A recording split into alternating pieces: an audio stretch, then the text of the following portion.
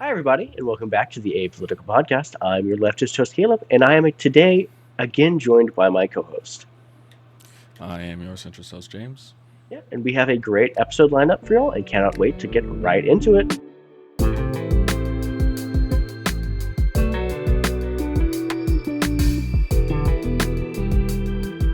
We're recording this on Saturday, March 21st, 2026, and we have updates on Iran, more U.S. boots on the ground, Kash Patel's congressional testimony, Trump's talk with the Japanese Prime Minister, and stick around to the end for a more lighthearted, truly apolitical topic. Starting up with our headline topic of Iran. This was also going to be the title of the video, I do believe. The gas fields in Qatar were hit this week.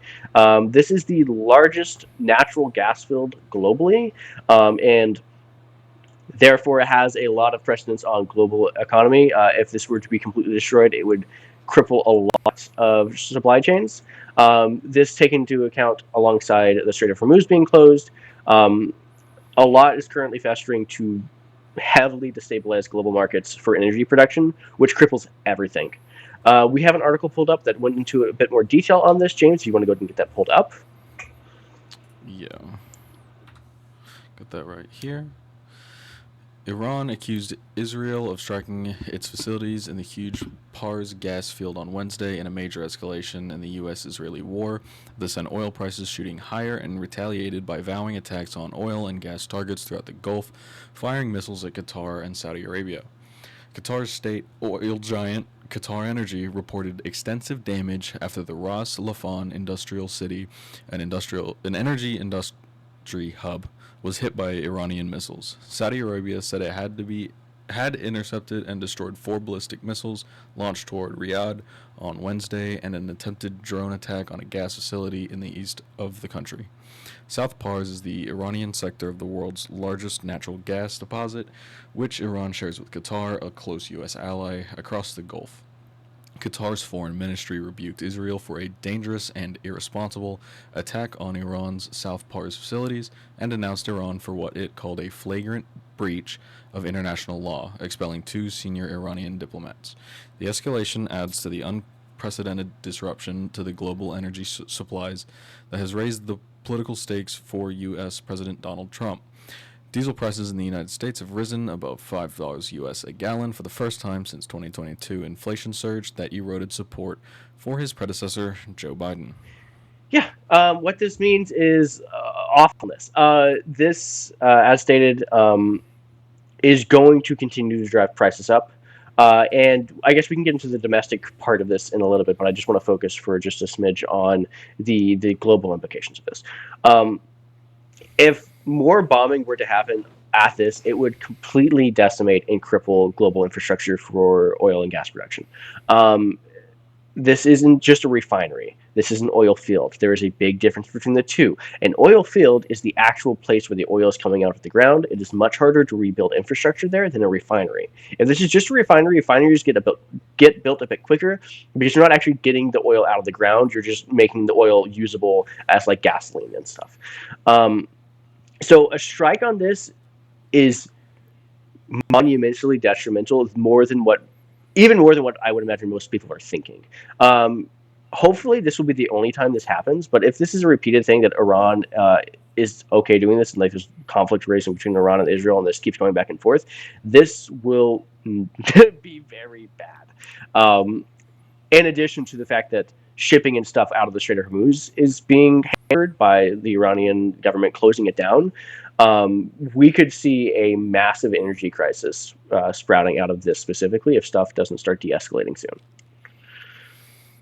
Yeah, gas prices are definitely not going down anytime soon unless we figure out something before some real damage is done, for sure. Yeah, I mean, and looking at gas prices, like Donald Trump's big thing has been like, oh, gas prices are down, and like these places, look at me, I'm better than Joe Biden. Look how cheaper it is. Um, and so, and I do believe a lot of the Republican base really cares about gas prices. I kind of think I got into this a little bit in the last episode. Gas prices are the most direct way for many people to see and judge how the economy is doing because it's the thing they probably engage with the most. Besides buying food and groceries, of course, Gas prices are one of the easiest things to do because it's giant numbers blared all over the place, and you have to fill up every day because you're driving to work all the time.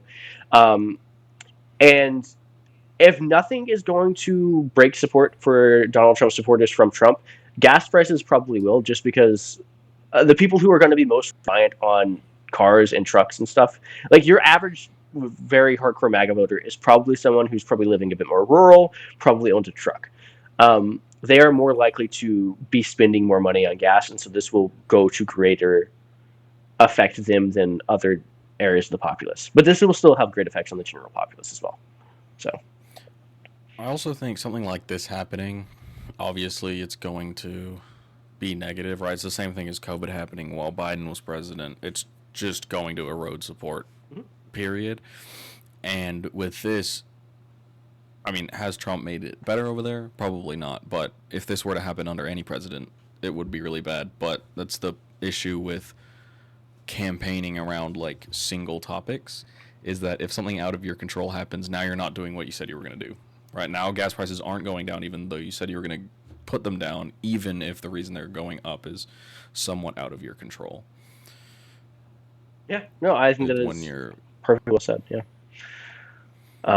Okay, cool. Yeah, I mean, this is going to be an ongoing thing. I would hope that this will start de-escalating some tensions outside of at least Iran and keep the bombing and stuff to Iran and Israel, and leave out the other Gulf Arab states.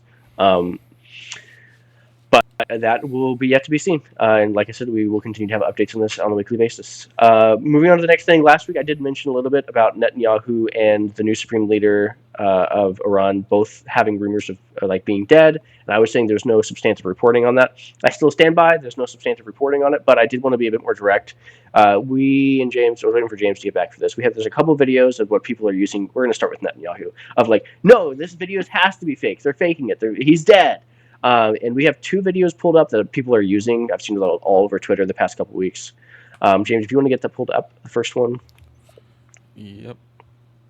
Can you show us? You were? Very nice. Cheers. The Prime Minister's message to people who are going out to get some air. Go out to get some air, but Yeah, and this one, I think it's kind of crazy. The people are saying that because like the coffee cup, like the lid at the top of the cup isn't moving, like it's a fake AI video because the liquid doesn't move in that way. But it's very clear he's making very slow, steady movements. Like, and that's the people were also saying, oh, he has extra fingers and stuff. Like, I don't know what you guys are on about. And this one I think is even crazier than the last one. Are you ready for this one? Yeah, go ahead. All right.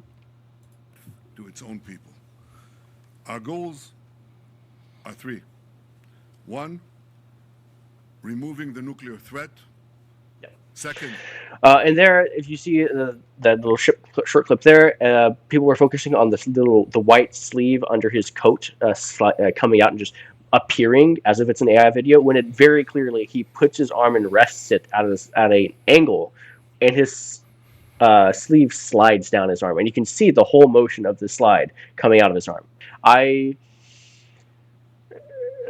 mean, I'm on Twitter, and people are conspiracy pilled on there and brained and are looking for something to latch onto, but all of this seems very unfounded. And I'm not, like, if there's actual good reporting that came out, I don't think it's impossible that Netanyahu could have been killed in missile strikes. That's fine. I'm simply saying there's been no substantive, and these little clips that people are using do not actually prove anything. I don't know if you have anything you want to add on that, James. I mean, it's the day and age that we live in.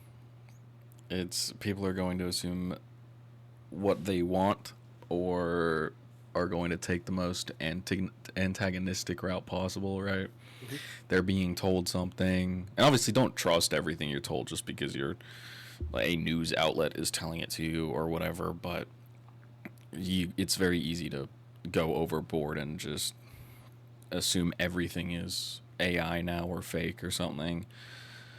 So it's a difficult line you have to walk, I think, to be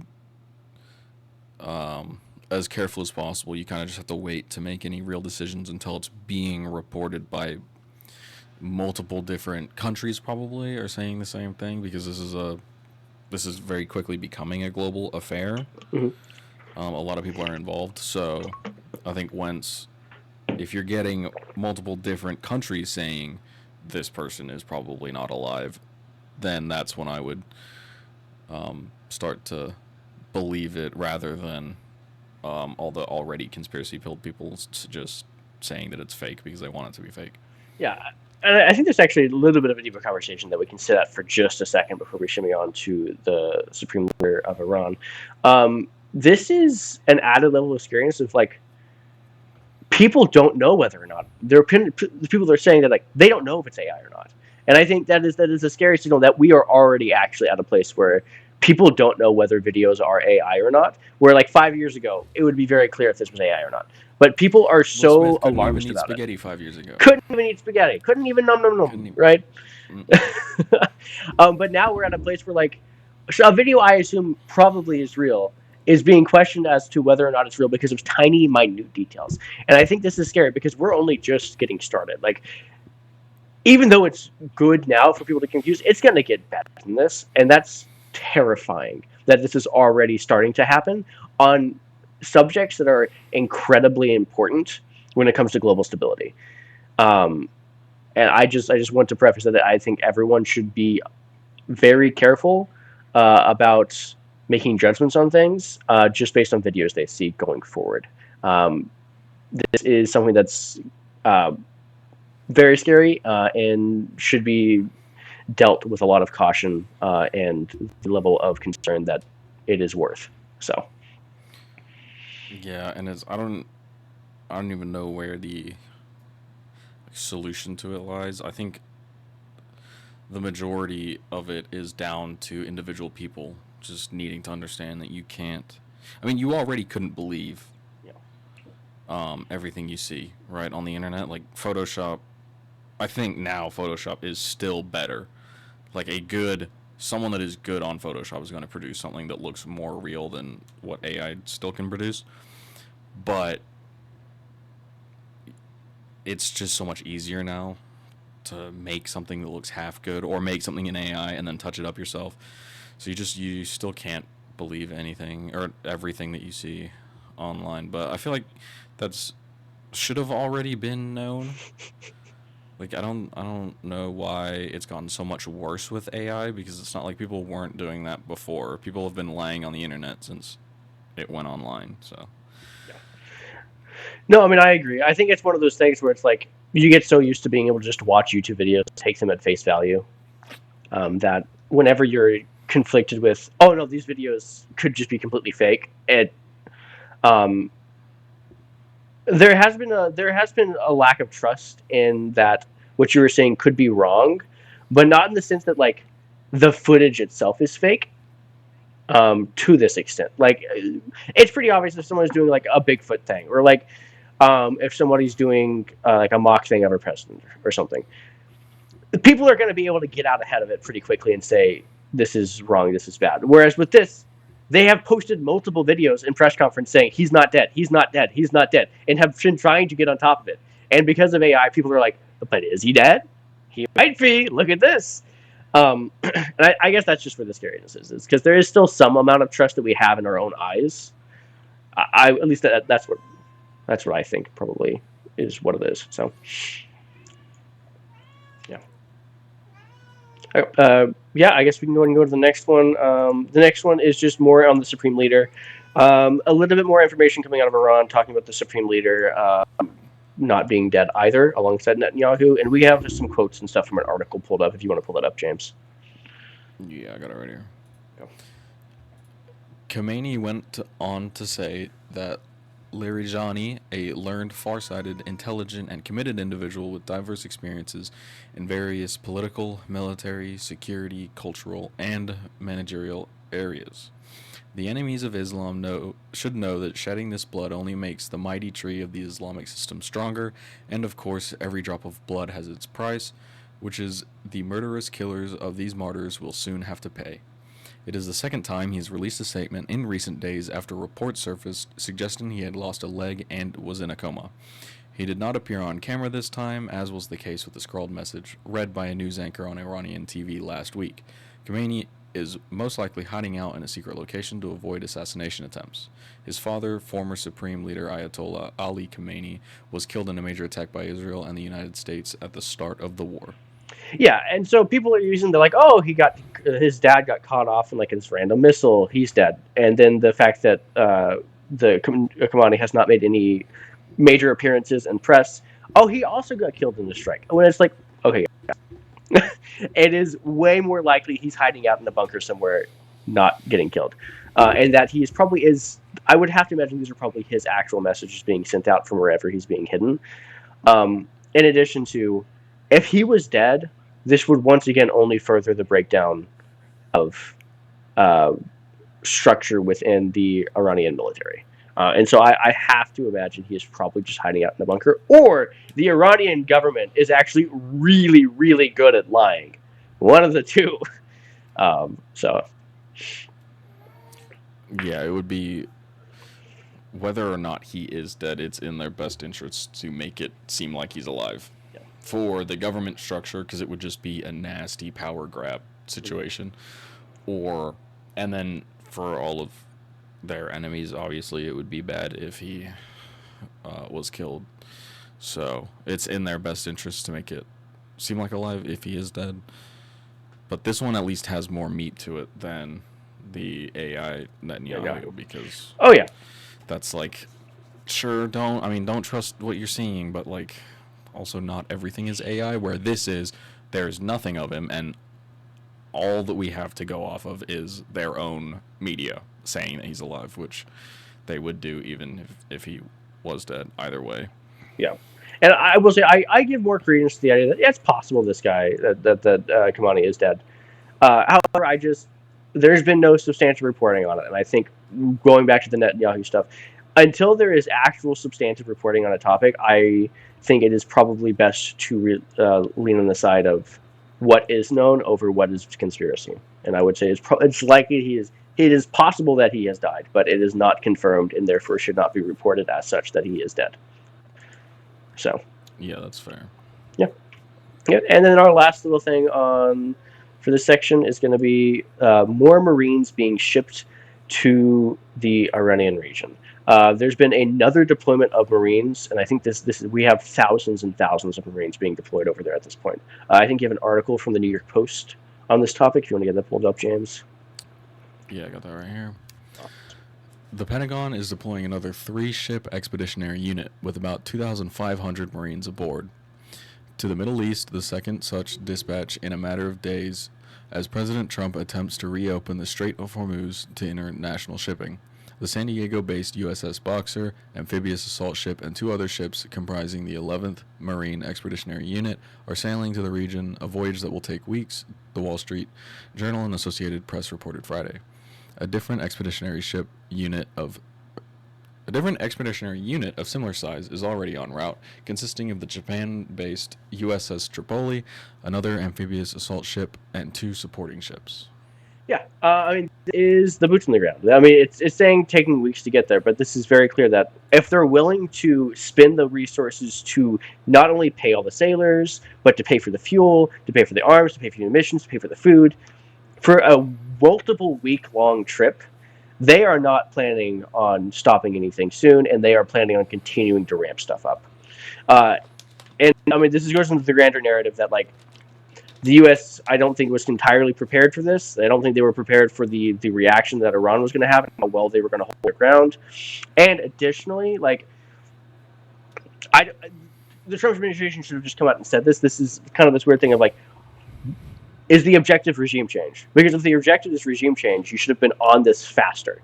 You're giving them more time to fight against the regime change by not being quicker on this. Now, I once again will say I think this entire thing is ridiculous, and basically I would have to imagine Benjamin Netanyahu dragging us into a conflict with Iran. This is something similar happens. There was reporting from somebody in the Biden administration saying that on multiple occasions, Benjamin Netanyahu had reached out to Joe Biden and specifically had been asking him to get into a war with Iran. So I would absolutely be willing to believe that the same thing is happening here with Israel reaching out to Trump and trying to do something to convince and persuade him that this is the correct course of action. However, I think this speaks pretty clearly that the war isn't winding down. And do you have anything you want to say in this, James, before we use this little segue to go to the next?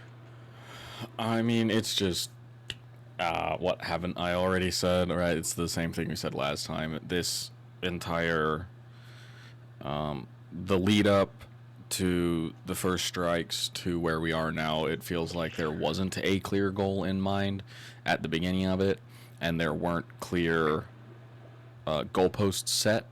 Like if all we're trying to do is get them to stand down, at what point do we start to retaliate?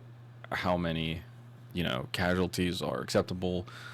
This, that, and the other, and it just feels like we're gonna get them to stand down, and we're just gonna flex really hard, and then whatever happens after that happens, and now we've got boots on the ground in the Middle East again. So I don't know. We'll see where it goes. I'm not even entirely opposed to regime change or things like that, because I know that the people are happy every time this happens. You'll see the cycle on Twitter go.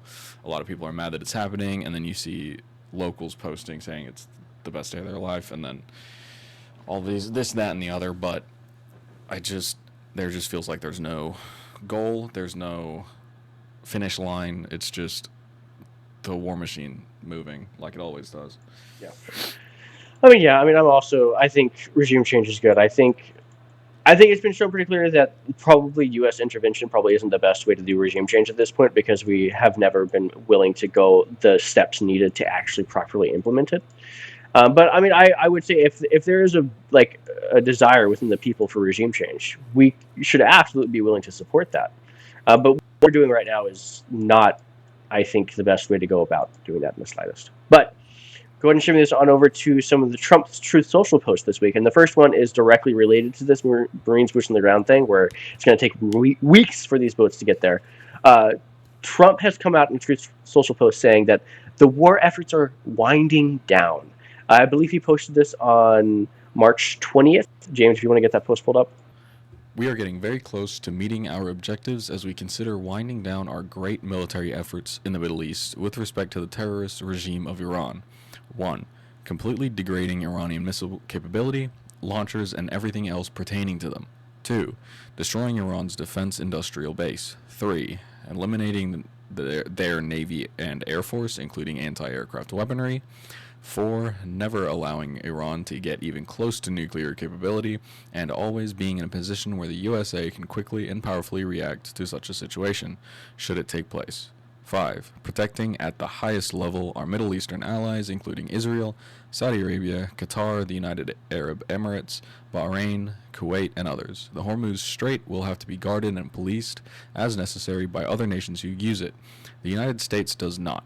If asked, we will help these countries in their Hormuz efforts, but it shouldn't be necessary once Iran's threat is eradicated. Importantly, it will be an easy military operation for them.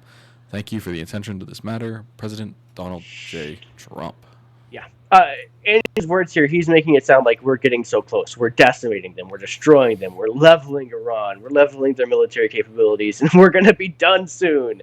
Whenever things have only been escalating over the past couple of weeks with the gas field, with the boots on the ground, with the bombing of the Arab countries, with the Strait of Hormuz being taken. I could understand if he's saying, yeah, we're going to go send troops there and take the Strait of Hormuz, and then it's all going to be over. But that's not what's being said here. This is what I would say is somewhat contradictory to the notion that they're sending troops that are going to take weeks and millions of dollars worth of U.S. equipment and soldier pay and food and supplies and all these things for something that is winding down. I just think this is just an outright lie, and not in a way where it's like previously whenever they were talking about, well, we may send boots in the ground. I'm not taking that option away, where that's like, okay, you're hedging. We can tell that you're not being completely honest, but you're obviously, it's being clear what your intention is, despite the fact you're not saying. This just seems like a bold face. This isn't true. Like, we're absolutely, they're still have the capability of bombing surrounding nations. They are still have control of the Strait of Hormuz. This is not winding down at this point. No, and I'm not a defense expert or a military expert, so I can't tell you why or how we can, you know, put a bomb in a concrete bunker. I don't even remember how far underground it was, through a vent hole. We can do that, but we can't, after weeks, take away their capability to shoot rockets. I don't know. I couldn't tell you that. That's not my area expertise, but the wording, it's the same thing. I always come back to the same thing. It's the wording. I don't know if it's like just a mix up and nobody knows what they should actually be saying, so it stays very vague intentionally, or if it's on purpose, just using this rhetoric to strengthen the base. But to someone that's not in the base, it's kind of just annoying because it's basically lying. It feels like it's just lying, but I could be wrong. Yeah.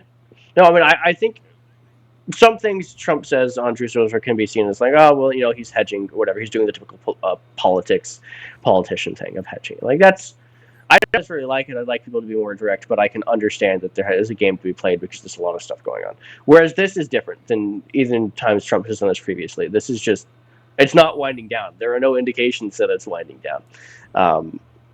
Yeah. Awesome. Yeah, and then I think that's going to do it for our section on Iran. I think we have a little thing from Kash Patel later, but we're going to go and start moving on to other topics. First up, I just wanted to make a quick mention. Trump, in a Truth Social post today, had posted a former FBI director, Robert Mueller, who was the FBI director under the Biden administration and was the FBI director that investigated Donald Trump for his ties to Russia. And Mar-a-Lago and all those things. He had died today, and Donald Trump had a very continued trend of what he does. He doesn't like to turn down the rhetoric. He made a post that very much doesn't turn down the rhetoric. If you want to get that pulled up, James. Yep, got that right here. Robert Mueller just died. Good.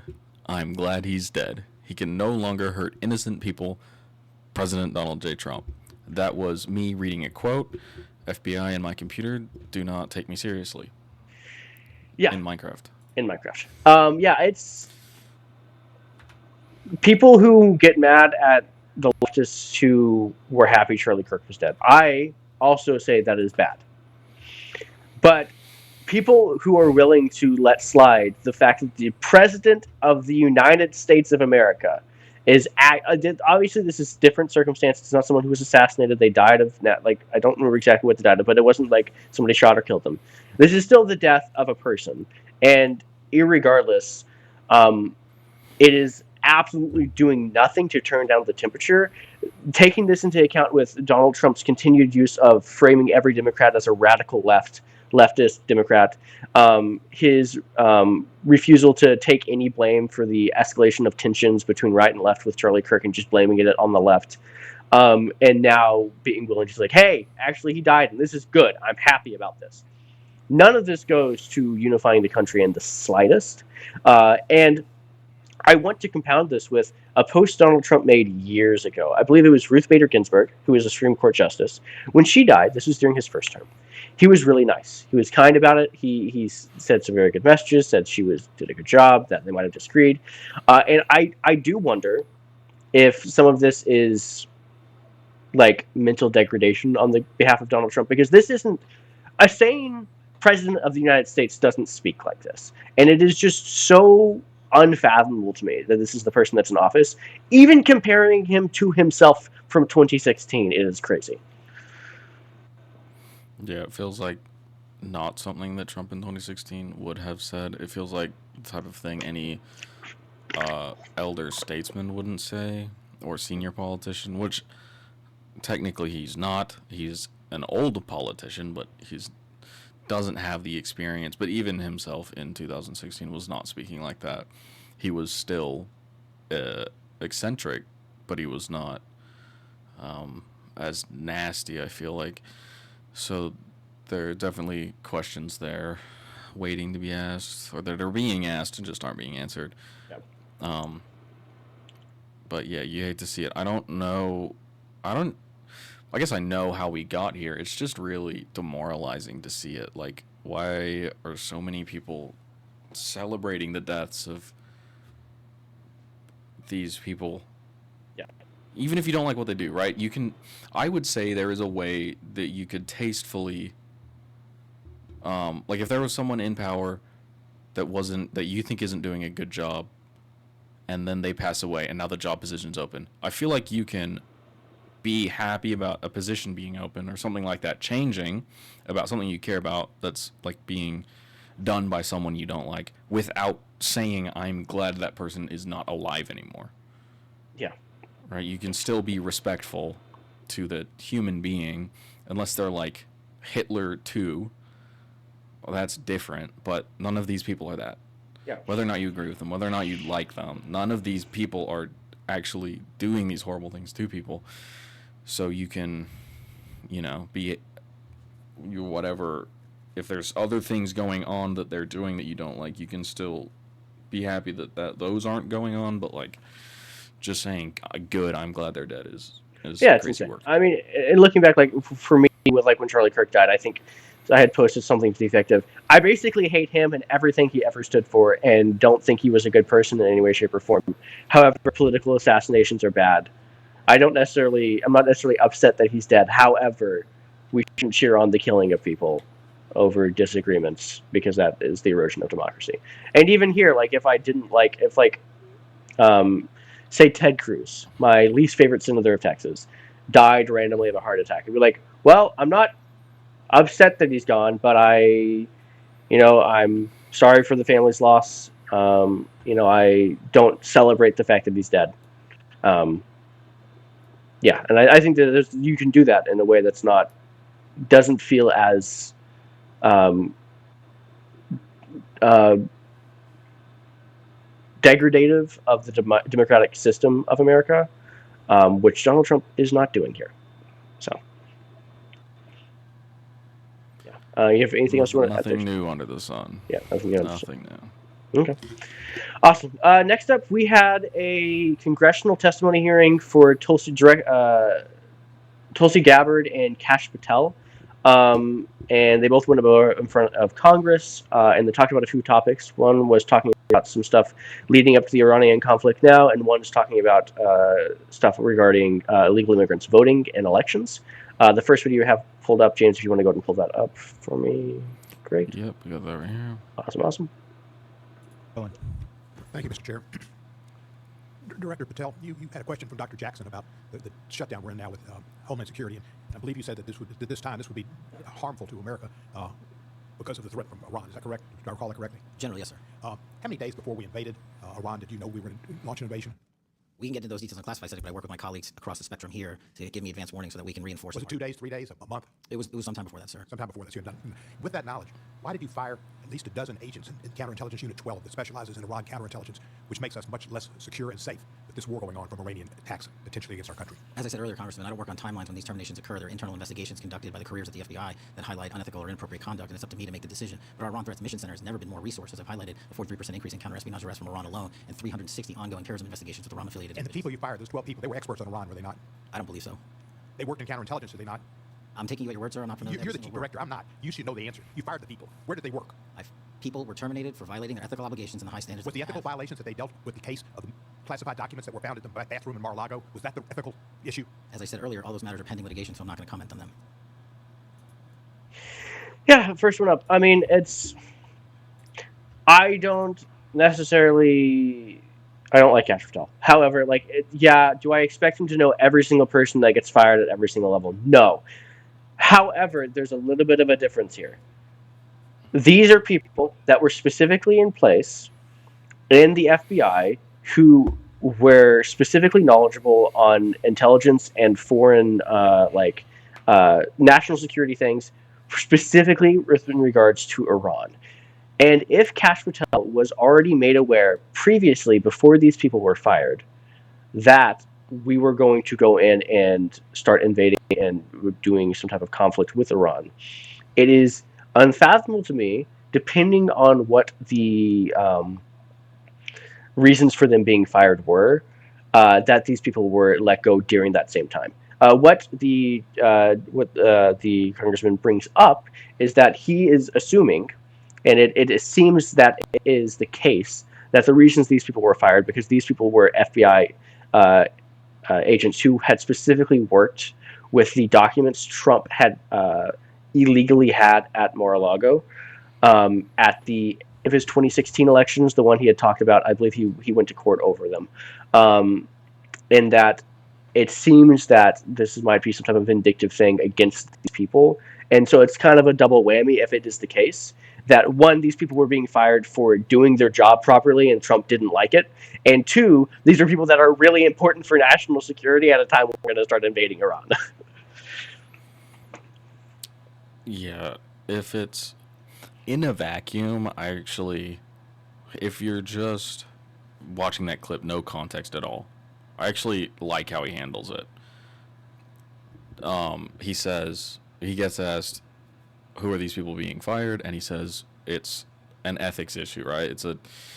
Yeah. They were, or ethics or misconduct or something like that. So they were just fired. It doesn't matter. Basically, he's saying it doesn't matter where they work. They were breaking these rules, code of conduct or ethic or whatever that they were doing, and that's why they were fired. And honestly, if you're the director of the FBI, I like to hear that, right? If it is something, I don't want someone being saved and having their position and holding their position if they are breaking these rules, but it's, about to be wartime, so they get to stay. But we don't live in a vacuum. That clip does have context. Kash Patel doesn't have the best track record of answering questions at all. So I don't even, just knowing him and seeing him and listening to him, I don't even trust that he would just let people go indiscriminately if there were actual conduct issues or ethical issues. I don't think he would be doing that. It just seems like he gives non-answers to everything and actually has no idea what's going on, is what it seems like. He just doesn't have any of the answers to anything. How many times has it been where he says something and that thing ends up being completely wrong and then he has to backtrack? That's three times, I think, at this point. That's just, he'll just lie. Like on Joe Rogan, he'll either just lie or be completely uninformed. And sometimes it's hard to tell the difference, whether he's lying on purpose or if he actually has no idea. Or he'll answer, I don't know. Yeah. So that's kind of just classic at this point. Yeah, I agree. Yeah, and then we have a second clip. This is in regards to investigations on illegal immigrants voting in the 2020 election specifically, which is continued to be one of Trump's biggest things. He didn't lose that election to Joe Biden. He won. You want to go get that clip pulled up as well? Yes, we got that right here. On the subject of elections, to a paradoxical thing, you will all be aware that the U.S. government is apparently going to grind to a halt. The president is going to sign no more bills. The Senate will spend 2 weeks apparently debating the SAVE Act. The SAVE Act, of course, would make illegal foreigners voting in U.S. elections, which is already illegal. So we are to do no more business because of apparently the existential threat to our democracy associated with foreigners voting in our elections. I am therefore puzzled by the fact that neither the unclassified nor the classified threat assessment makes any reference to risk or danger associated with foreigners voting in our elections. Director Patel, how many non-citizens have been convicted of voting in U.S. elections in the last 10 years? The conviction stats are with the Department of Justice. I defer to them on that. You are the director of the FBI. Give me a guess. How many convictions in the last 1 year, 5 year, or 10 year? Ballpark. I don't have that with me, sir. Again, it's with the department. You don't have that? Okay. Director Patel, how many active investigations does the FBI have into foreign individuals voting in U.S. elections? We have a number of investigations, generally speaking, ongoing about individuals across the country. Yeah, I'm asking for that number. I don't have that number with me, but I have a number of them. You have a number of investigations. Okay, is that number 10,000? Is it closer to 10,000 or closer to 10? It's probably somewhere in between. Okay. Will you please provide the committee with that number? Yes, sir. Okay. Director Patel, since you don't have the numbers, would it surprise you to know that the Heritage Foundation, which is not exactly the Columbia University Faculty Lounge, found only 77 instances of non-citizen voting in the 24 years between 1999 and 2023, each of which faced investigation by the appropriate authorities. So Heritage has a number of 77 examples in 24 years. Does that number surprise you? No, because it's low. I don't understand your answer. You asked me if I was Are you surprised disputing that the number is in the range of 77 examples of non-U.S. citizens voting in U.S. elections in a 24-year period? I just said that number's low. You think that number's low? Okay. So why, if this is a meaningful issue, do we have no, and I guess I direct this to Director Gabbard, why is there no mention of this thing that will grind the American government to a halt for a 2-week period in the worldwide threats analysis? This annual threat assessment was shaped around the national...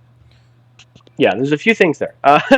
One, The first time I've seen Kash Patel do anything, the thing relatively decent. When the congressman asks him, "Can we please see those numbers?" He just says yes. Unlike Pam Bondi, who screamed and complained, and I assume that means that like between their meetings, he will get those numbers to them for the next time they get called up.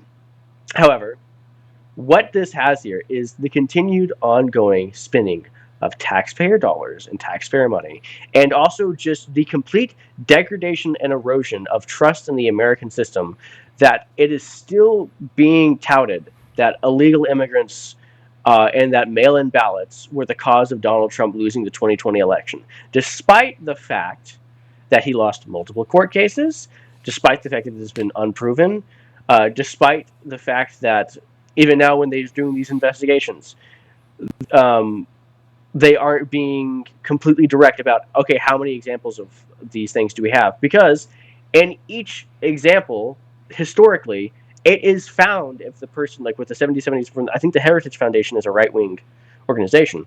The 77 examples they found were all completely handled to the utmost degree of the law that they should have been treated with. Because if somebody is voting that shouldn't be voting, they shouldn't be voting.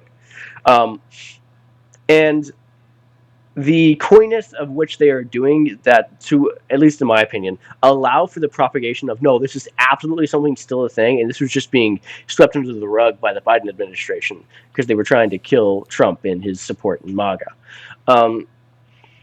In addition to the fact that this is being compounded with the Save America Act, which is being touted as, guys, guess what? We're making illegal immigrants voting a crime. It's already a crime. It's already not allowed. In addition to all the other issues with the Save America Act, making it harder for women and other people to vote. Not saying that like they can't figure it out, but just actively making it harder for people to get women who get married having to change their surname. So there's a difference between the birth certificate and their driver's license, making it complicated for these people. It's just all so frustrating that this has been something that has been a conspiracy that has been allowed to propagate to such an extent. This is probably, out of all the things, besides probably January 6th, that I think is the most detrimental to the American system going forward, that this has been allowed to continue to propagate. Yeah, it's easy to fall into that trap of like, oh yeah, well, it's so easy when I go and vote. I just have to, go in there and tell them or go pick who I want to be in charge, and then I leave and it's all good.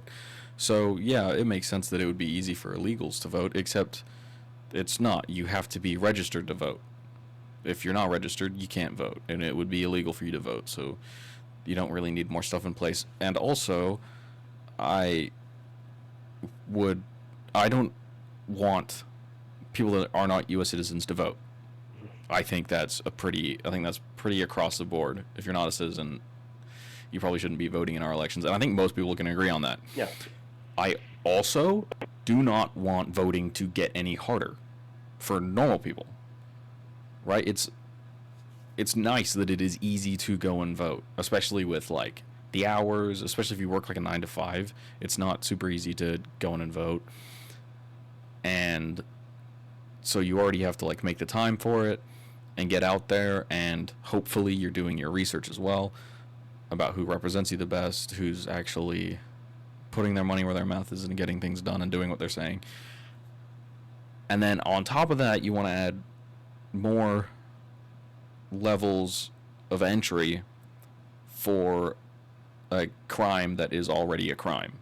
You're not making it a are we going to turn it into a super crime? Are we just going to make the punishments insane? Actually, I would be more willing to agree with making the punishment worse instead of adding more hoops to jump through, because at least that makes sense. There's a very big difference between saying we're going to make illegal voting illegal, even though it's already illegal, and we want to take illegal voting more seriously, so we're going to up the punishment or something like that. That is something I could maybe get behind. If there's we're going to take this issue more seriously. But the answer to taking the issue more seriously is not adding more hoops for your everyday American to jump through. And everyone's going to hate it. It's not an everyday American who already is less and less of the voting population each year. The amount of people who vote go down for the most part. Now there's general ups and downs, but generally the trend of American history is that less people vote since like the beginning of the 20th century, or sorry, 21st. Yeah, And that affects everyone. Yeah. It's not like, oh, I'm not illegal, so it's not going to be harder for me to vote. Yes, it is. It makes it harder for everyone to vote if you have to be like if you have to bring extra documents. Like if we keep going down this route, you're going to have to go to the voter office to go place your vote on the little time you already have on whatever day, and you're going to need to provide them with like your social and your credit statement and your utility bill at your current residence, and it's going to have to match your driver's license, and it's just going to be ridiculous. Like no one wants to go through that, and it's already a crime. Yeah. Right? And so if it's already a crime and it's already being handled by the correct authorities, why make it harder? If you want to take a stance on being more harsh on it, that's a different conversation, but that doesn't sound like what they want to do. Yeah, and even I could. There are some forms of voter ID requirements that I wouldn't be opposed to. Like, say you go to the post office, you fill out the thing to I would like to register to vote. You go to wherever the local place for you. So maybe it's the courthouse, maybe it's the DMV, maybe wherever you're going. You go, and you say I would like to register to vote for forever or however long the cycle of registering is. You're like, okay, to register to vote, bring us the stuff to register, and then we'll give you an ID for free. That you have. This is your voter ID that you bring up.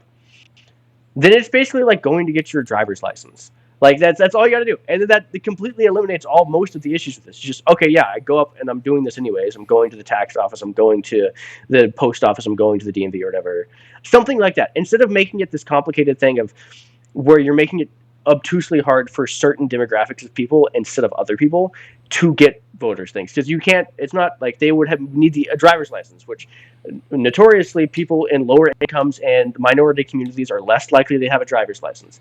If your birth certificate and driver's license don't match, it's going to be harder for you to do it because you change your name when you're married, your last name changes, it doesn't match. And it's going to be even more amplified as a crime that they're not just convicting the people, they're going to be convicting the people who are at the voting booths with the Safe America Act.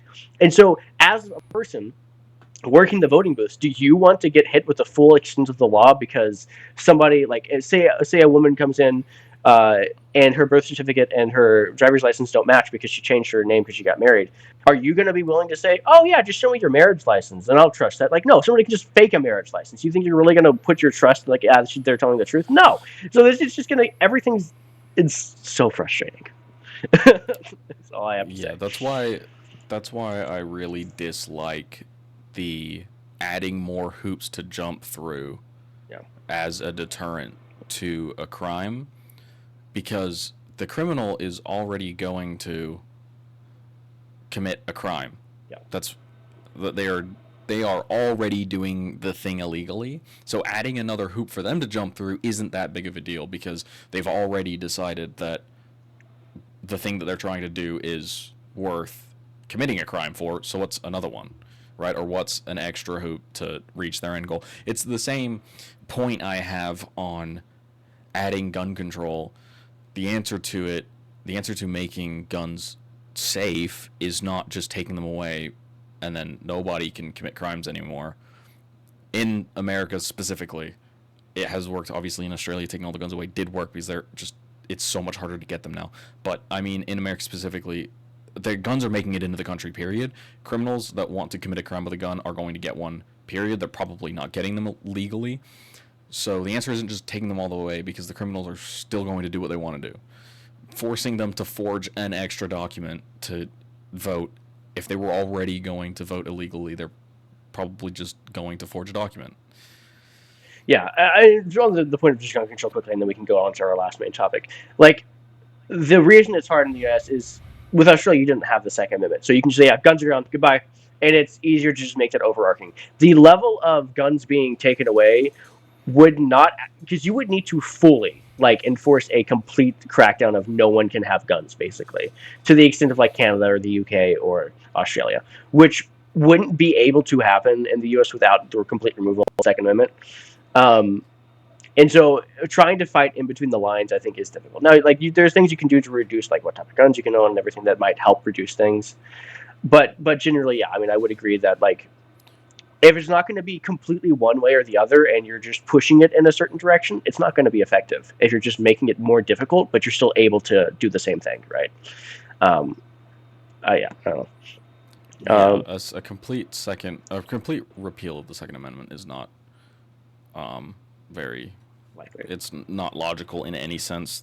Economically, we import export too many. It's too big of our economy to get rid of it. It's too big of the culture to get rid of it.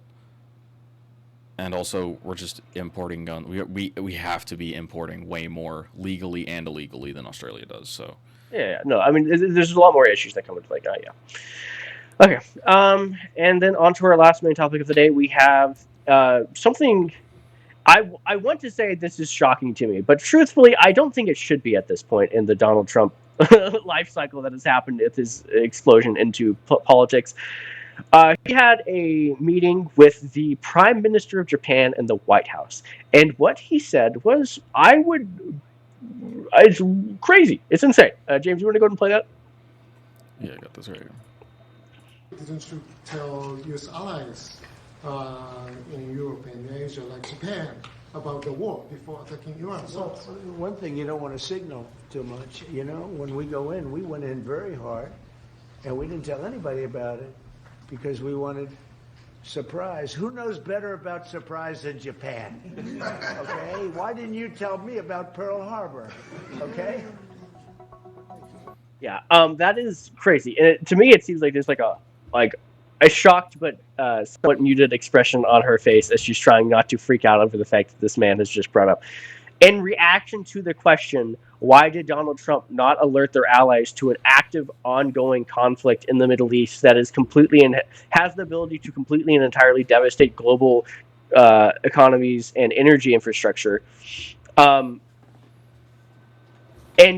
comparing that with, oh, why didn't you tell me about Pearl Harbor, something that happened decades ago, and also like there's so many levels to why that is crazy. In addition to the fact that Donald Trump has just been completely like saying like screw you, fuck you to all of the allies with Greenland and Denmark, with the EU with JD Vance and going to the EU and complaining about the EU, with now this with Japan, with the beef tax and the tariffs. Like it is, it's crazy. This is one of the few. I'm at a loss for words at what in the world that was. Yeah, it's not. I mean, it's not equatable, right? We weren't allies with Japan when they attacked Pearl Harbor, and we weren't not as strong as we are with our allies in the Middle East for sure. There's just a better way to word it, but again, that's beating a dead horse at this point. Yeah, it is just it is shocking to me. It makes me be more understanding of why politics are typically worded in like a people say, oh, that's politics speak. It's because actually, no, it probably is important for most people who are politicians who are going to be in very high levels, maybe less in the local level, but at high levels of politics, to have decorum. Because being able to, that is not going to incentivize the people of Japan to want to work with the U.S. and vote people who are going to be happy and like work alongside the U.S. I'm not saying this is going to be the biggest thing ever, and Japan's going to stop working with the United States. But what it does is, if there is even a small movement within Japan that wants to cut ties with the U.S., this absolutely propagates that group and gives them more ammunition to fight with. Right. The reason you have decorum in like very carefully hedged speech is to actively understand that every single country is going to be probably culturally sensitive about their stuff. This would be like if somebody from what country was Saddam Hussein from? Was that Iraq? It was Iraq, right? I think it was Iraq. I believe so. Imagine somebody from modern Iraq. No, imagine somebody in 50 years. The president of the United States goes to meet with the Iraqi leader, and they're talking about something. Something happens, and the Iraqi leader is like, "Why didn't you tell us about 9 or like something brings up 9/11 to some effect?" Like, what? That would be insane. Oh, it's like going to a pub in Ireland and asking for an Irish car bomb, and they say no, but we have a 9/11. Yeah, it's just not. that is fine at some level. At the local level, between friends, between mates, or like even like smaller local, like it doesn't matter as much. But when you're talking national scale, where this directly affects the economies of different countries, the global ties of different countries, which affects military partnerships with different countries, countries have swapped partnerships over much less historically. Is all I will say. So. Yeah, and it is also just wrong. So it's not even like, it sounded, better in his head. He was like thinking about it, and he was like, "Oh, I can make a quick joke here, but it also relates." I can guarantee you that was completely off the cuff. Yeah. And he was not actually thinking about it because those two things aren't relatable. So it doesn't even apply. It's just talking to talk, to make edgy jokes, to make edgy jokes. Yeah. Yeah. Well, I think that was the last of our primary topics for the week. I think we're going to go ahead and now shift over to our apolitical section. And this week, I have something that I find fun and exciting. This is going to be more fun for me than it will be for James. I found a Sporkle quiz over the week, which is just going to be the U.S. presidents, all of them. And me and James are going to see how many we can name. James, we're going to get that pulled up. We'll just go every other one and see how far down the list of U.S. presidents we can make it. We don't have to go into any particular. I'm not worried about that, but. Well, I mean, we start with George Washington, right? Sure, yeah, Washington. Yeah, you should be able to just type in Washington. I imagine it'll pop up in Sporkle. Oh, my horrible. Got it. Come out. Madison. I think it's 2Ds. 1D. I think it's 1D. James Madison. Lincoln. Lincoln. Yeah. Okay. And then we'll just do every other one. Yeah. Roosevelt. There's two Roosevelts, so it's just. Yeah. Roosevelt. Oh, yeah, it gives you both of them. Yeah. There you go. Johnson. Kennedy. That's a free one. Because I wanted Lyndon B. Johnson. But you got Angie, too. Yep. Oh, he gave us both of them. Mm-hmm. Huge. Kennedy. The Bushes. We'll get both of them out of the way. Reagan. Reagan. Obama. Biden. That was an accident. Yeah, we'll get all these ones out of the way. Trump. Okay. And then Carter. Clinton. Oh, yeah. And then you can do Clinton. There you go. Clinton. Ford. I think. Ford, Nixon. Truman. Garfield. Yep. Did we already do? We got Andrew Jackson. Jackson. Grant. Grant. Yep. Fillmore. Okay. I don't know how to spell it. Is it the PH? I don't know. Fillmore. If you want to look that up. Oh, that sucks. I don't know how to spell Fillmore.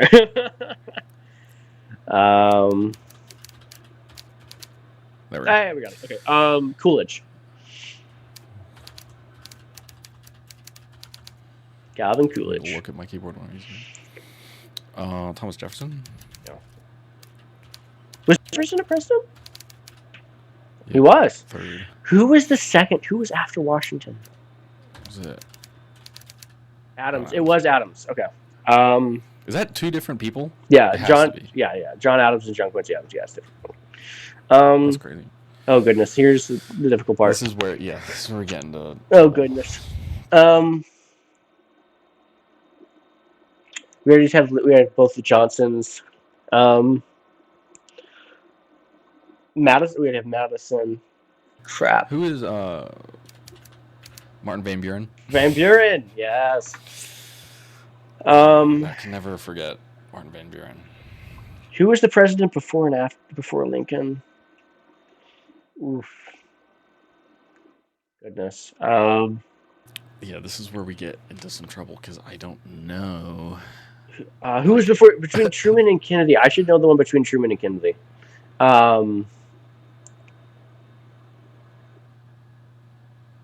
Goodness gracious. I'm having no names coming to No. mind. There's a lot of. Empty slots. Like milquetoast presidents. Yes, there's a lot of milquetoast presidents. Roosevelt, Truman to Kennedy. That does feel like somebody's in someone. between. Yeah, I mean it is, but Like, also I should. That's the one that I feel like I should absolutely know. 53 to 61. Gosh. Reagan, Carter, Ford, Moore, Johnson, Kennedy. Goodness. I don't know if I have. Oh gosh. Yeah, I don't know if I have any more. Who was the other president that was assassinated? There was a second. This has 4.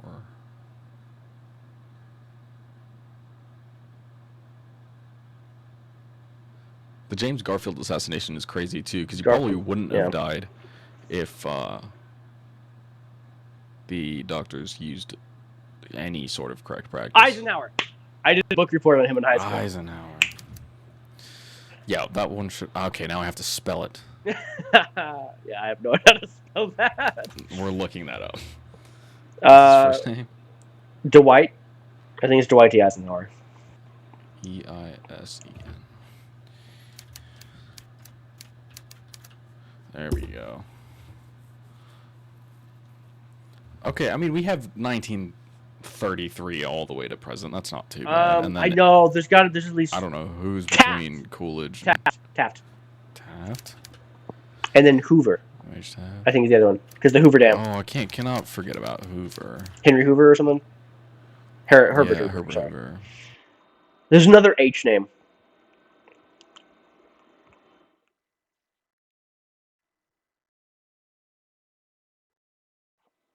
Harding. James Madison. Warren G. Harding. Mm-hmm. Yeah, I got nothing else. I was just at a loss. I wonder if I actually know the other assassinated president, or if that's someone that's not as well known. Well, it's crazy because it's the president. 1987 to 1901 is. I don't know how much was happening in there.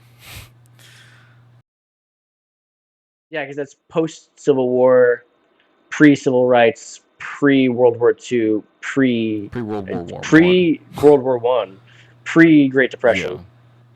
Yeah, that's like the lost generation right there. I'm happy with what we've got, though. We're only missing. I wouldn't even be surprised if that's a founding father. After James Madison. Yeah, but I don't think I'm getting it. No. I think this is good. Ben Frank. I mean, we have every president from recent back to, was it 20? Yeah, 1921 to present day, and then we're only missing one in between, Taft and Harding. But okay, I'm okay with it. Go ahead and pause. Let's see which one's going to miss. End it. Yeah, we'll go ahead and give it up. Let's see what we must. James Monroe. Monroe Doctrine. I do know Monroe. I should know because there's the Monroe Doctrine, which is a way of dealing with geopolitics. God. James K. Polk. No. James Buchanan. Edward B. Hayes.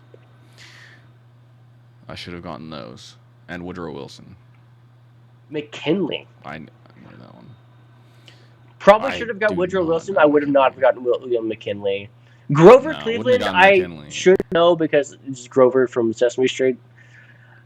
Definitely, I've never heard of Benjamin Harrison. I don't think.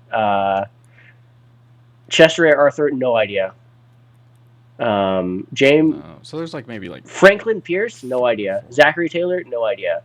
All the other ones, I definitely should know the name of. I think. Yeah, James Monroe was a massive fumble. Yeah, that's upsetting. Monroe and Woodrow Wilson for sure. Yeah. James K. Polk is a name that's in my head. Because it's funny, because it's Polk, because it sounds silly. And Rutherford B. Hayes is in my head too. It might just be because it's a long name. Yes, that's exactly why I think it is too. Yeah. Okay. But that's the end. Well, we got a 70. We would have passed a civics exam if this was an exam with a 70%. Yes. Just barely. And that's all that matters. But that is going to wrap up today's episode of the Apolitical Podcast.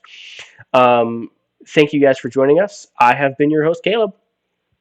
And I have been your host, James. Don't forget to like, comment, subscribe, and follow our socials where we post clips and any updates about the show. Any engagement goes a long way for pushing the video to a wider audience. Thanks for joining us, and we'll see you all again for next week's episode. Peace!